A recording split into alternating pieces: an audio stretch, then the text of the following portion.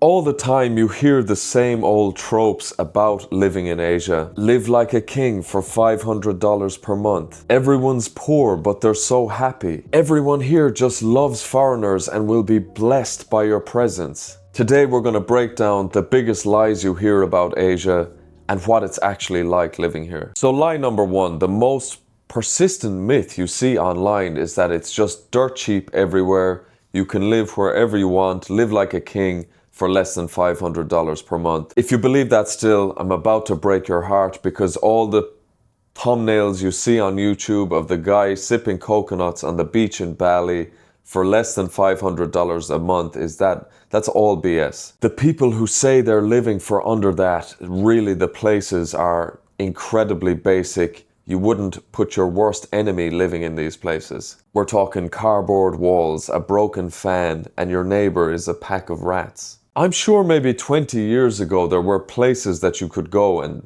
$500 a month would do you, but this is 2025. We all know the story. Inflation is the theme now for the whole world, and it's hit Asia as well. Rent is gone up. Gym membership has gone up. Creatine prices have gone up. The mango smoothies are twice the price. And unfortunately, the prices of your coffee in the coffee shops, they're creeping up now to European prices. And then people will show you, oh, their budget, this is my budget apartment where the shower and the toilet are the same thing. But for most people, we won't be comfortable living like that. We have to be more realistic. If you want actual comfort, aircon that doesn't smell like burning petrol, decent Wi-Fi, and a gym that isn't doubling as a car park, you need to realistically budget $1,200 to $1,500 per month.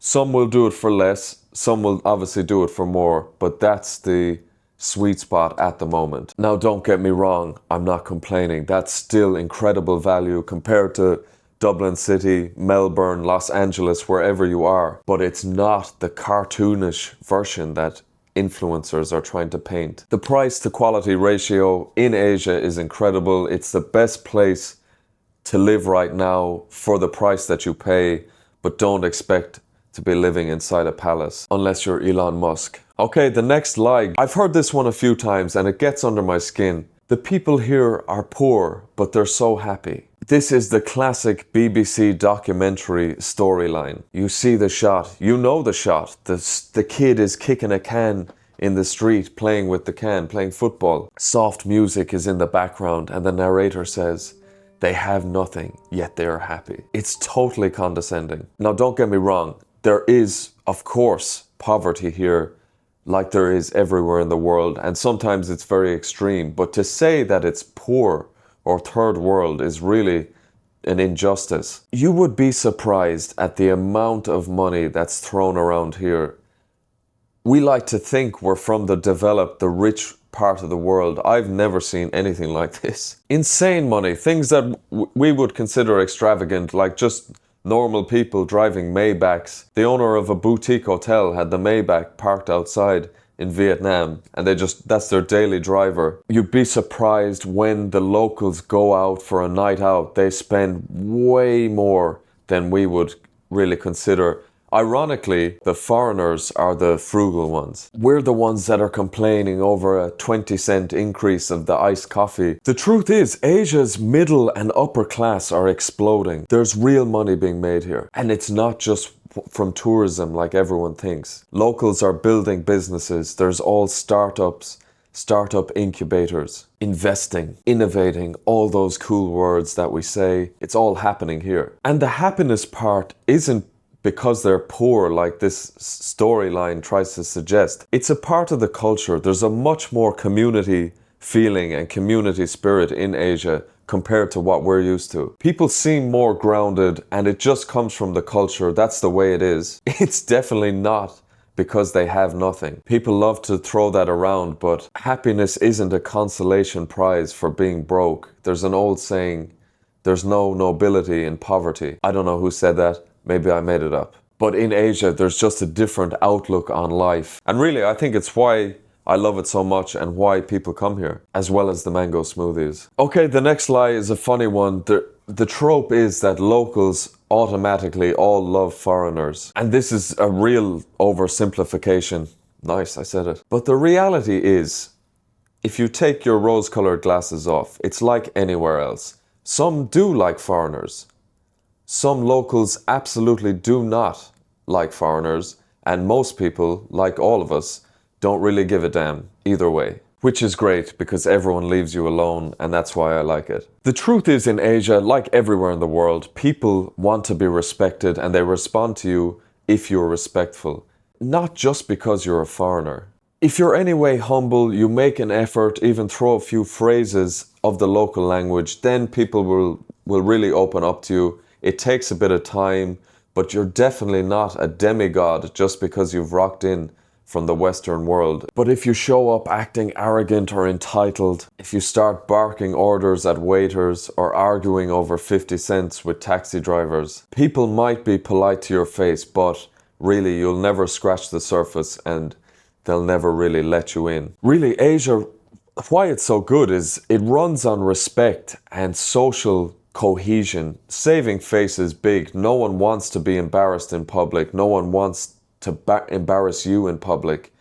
That's why I like it. You're much more likely to be confronted in public in Dublin, maybe by a heroin addict. I wish that was a joke, but it does happen a lot. And my theory, I was talking to a friend of mine, our theory for this stereotype of all the locals loving foreigners, especially the women, is the people pushing that narrative have gone to certain areas which cater to tourists or cater to nightlife tourists, and obviously they're working, that's a job, so the attention they're getting there, let's call it that, they're mixing up with day-to-day life, which is definitely not the case. So yeah, in red light districts, you are going to be popular, but it's definitely not because you're foreign. And then the last thing, someone told me before that, oh, you get over the culture shock quickly, but you really don't. Culture shock just changes over time. 1 week, you'll be very confused by the traffic system.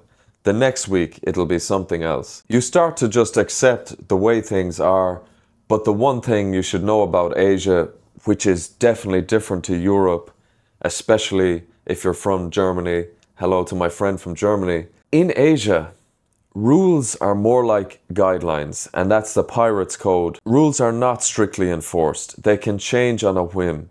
A lot of people look up the technicalities, what's the law in Asia, and then tell me I'm wrong for this and that, but really a lot of the rules can depend on who you're talking to or what officer you're dealing with, what day is it at immigration.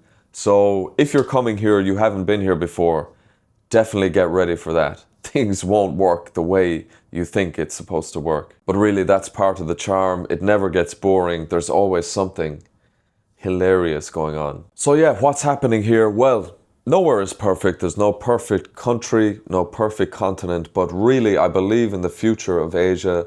There's a much bigger energy here than there is at home. At home, it seems very dull. People look depressed. The vibe is off and grim. Over here, there's a hustle and bustle. People are more positive and hopeful for the future, and you can see it developing. I'm so excited, and it gives me great joy to see new buildings going up. There's a lot of things happening. And on the global stage, ASEAN is being talked about much, much more than it used to be. So it's all playing into my narrative.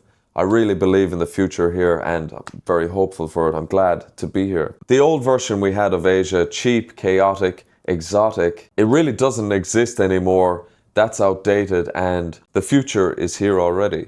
There will be robots bringing you your dinner. So yeah, that's it guys. If you're serious about moving to Asia, check out the Move to Asia blueprint in the box below. I put everything in it. It's the full course, everything about the countries, of course, all the mistakes I made, so you please don't do that, and everything else. Check that out. Also, check out the Ultimate Asia ebook, more concise version, and very funny stories about me and more mistakes. And also get the free Move to Asia cheat sheet in the box below. Quick overview of all the countries. Check it out, see which one suits you. That's it guys. I'm happy to be here. I really believe in the future. I hate being negative, but to be honest, even when I look at Ireland, it's just not the same. There's riots on now. America looks, ugh. So yeah, there's none of that going on here as far as I can see. I hope it remains the same. Things feel calm, stable, and I'm very positive for the future. So yeah, like, subscribe, do whatever you need to do. I need all the help I can get here. I'll see you in the next one. Oh, the hip. I hurt my hip.